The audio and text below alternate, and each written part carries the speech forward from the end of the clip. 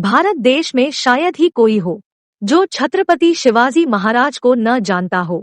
भारत देश का बच्चा बच्चा शिवाजी महाराज के नाम को आदर से लेता है। उन्हें मराठा साम्राज्य का सबसे कुशल और पराक्रमी योद्धाओं के रूप में देखा जाता है, जिन्होंने मराठा साम्राज्य की स्थापना की थी। आज के इस वीडियो में हम शिवाजी महाराज के बारे में जानेंगे। वीडियो स्टार्ट करने से पहले आपसे एक छोटी सी गुजारिश है, प्लीज इस वीडियो को लाइक कर दे। अगर आप हमारे चैनल पर पहली बार विजिट कर रहे हैं तो चैनल को सब्सक्राइब करना ना भूलें, साथ ही बेल आइकन को भी प्रेस कर लें। शिवाजी महाराज अत्यंत बुद्धिमानी, शौर्य, निडर, सर्वाधिक शक्तिशाली, बहादुर और एक बेहद कुशल शासक एवं रणनीतिज्ञ थे। उनका जन्म 19 फरवरी 1630 ईस्वी को मराठा परिवार में महाराष्ट्र के शिवनेरी किले में हुआ था। शिवाजी महाराज के पिता शहाजीराजे भोसले और माता जीजाबाई थी। माता जीजाबाई बड़ी ही सुशील और विद्वान महिला थी और शिवाजी की प्रथम गुरु भी थी। जीजाबाई बचपन से ही शिवाजी को वीरता की कहानियां सुनाया करती थी। बचपन से ही शिवाजी रामायण, महाभारत और अन्य वीरता की किस्से सुनते आए थे। इस सब बातों का उनके जीवन पर बड़ा ही गहरा प्रभाव पड़ा। शिवाजी जब छोटे थे तभी माता जीजाबाई उनको खेल खेल में युद्ध लड़ना, तलवार चलाना सिखाया करती थी। यही कारण था कि बहुत कम उम्र में ही शिवाजी एक कुशल योद्धा बन चुके थे। छत्रपति शिवाजी महाराज को भारतीय गणराज्य का महानायक और मराठा साम्राज्य का गौरव माना जाता है। उन्होंने अपने कौशल और योग्यता के बल पर मराठों को संगठित कर मराठा साम्राज्य की स्थापना की थी। मात्र 16 साल की आयु में शिवाजी ने पुणे के तोरण दुर्ग पर आक्रमण करके विजय प्राप्त की। इसके बाद एक एक करके उन्होंने कई दुर्ग को अपने नियंत्रण में कर लिया। तभी से उनकी बहादुरी के जयकारे पूरे दक्षिण भारत में गूंजने लगे।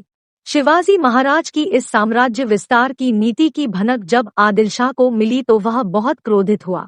उसने शाहजी राजे को अपने पुत्र को नियंत्रण में रखने को कहा। शिवाजी महाराज ने अपने पिता की परवाह किए बिना अपने पिता के क्षेत्र का प्रबंध अपने हाथों में ले लिया और नियमित लगान बंद कर दिया। शिवाजी महाराज की युद्ध नीति और शक्ति देख बीजापुर सुल्तान ने उनके पिता शाहजी भोसले को बंदी बना लिया। इसके बाद शिवाजी ने कई सालों तक आक्रमण बंद कर दिया और पिता को बचाने के लिए कोंढाणा के किले को भी आदिल शाह को वापस लौटा दिया। ये वही कोंढाणा का किला है जिसे वापस पाने के लिए तान्हाजी ने लड़ाई लड़ी थी। इस दौरान शिवाजी महाराज ने अपनी सेना को युद्ध कौशल में निपुण कर मजबूत बनाया और अपनी सेना का विस्तार भी किया। शिवाजी के बीजापुर तथा मुगल दोनों शत्रु थे। उस समय औरंगजेब दक्कन का सूबेदार था। बीजापुर सुल्तान आदिल शाह द्वारा मदद मांगने पर मुगल शासक औरंगजेब ने उस वक्त दक्षिण भारत में नियुक्त अपने मामा सहिस्ते खान को शिवाजी के खिलाफ युद्ध लड़ने के लिए लगभग 1.5 लाख सैनिकों को भेज दिया। शिवाजी महाराज जानते थे कि सहिस्ता खान की इतनी बड़ी सेना के सामने वो आर पार की जंग नहीं लड़ सकते, इसलिए उन्होंने छापामार नीति अपनाते हुए 400 सैनिकों के साथ बारातियों के भेष में सहिस्ता खान के महल पर हमला कर दिया। इस हमले में सहिस्ता खान बच निकलने में कामयाब हो गया, लेकिन भागते भागते उसकी 3 उंगलियां कट गई।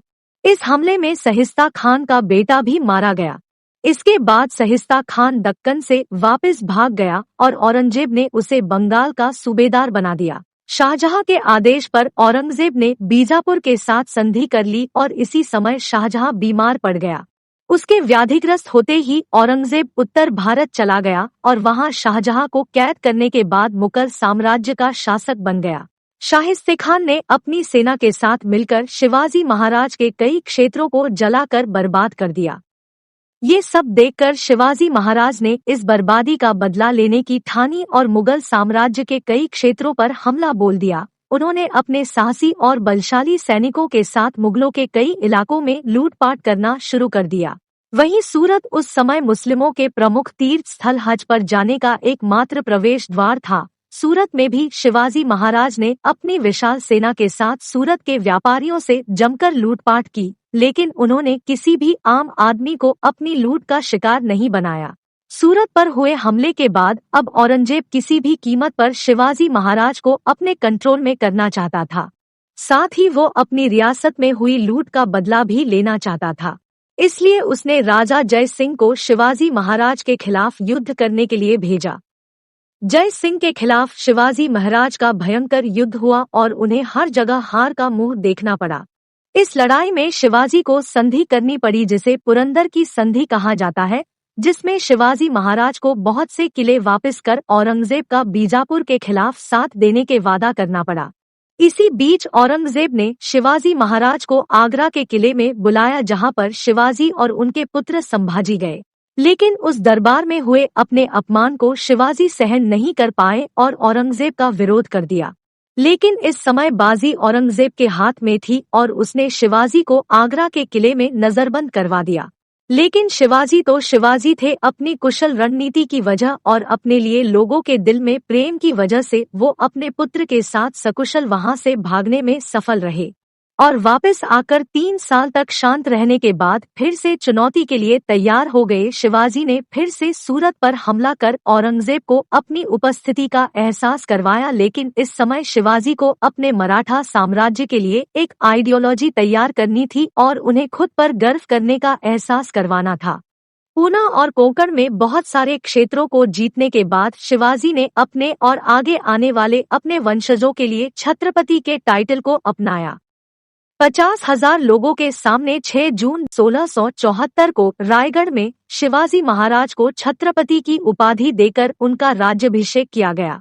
पर उनके राज्याभिषेक के 12 दिन बाद ही उनकी माता का देहांत हो गया था। शिवाजी महाराज ने हिंदू रीति रिवाजों के मुताबिक शासन किया। ऐसा कहा जाता है कि अपने जीवन के आखिरी दिनों में वह अपने राज्य को लेकर काफी चिंतित रहने लगे थे, जिसकी वजह से उनका स्वास्थ्य बिगड़ता चला गया और लगातार वे 3 सप्ताह तक तेज बुखार में रहे, जिसके बाद 3 अप्रैल 1680 में उनका निधन हो गया। शिवाजी महाराज की मृत्यु के बाद उनके पुत्र संभाजी महाराज ने मराठा साम्राज्य की कमान संभाली।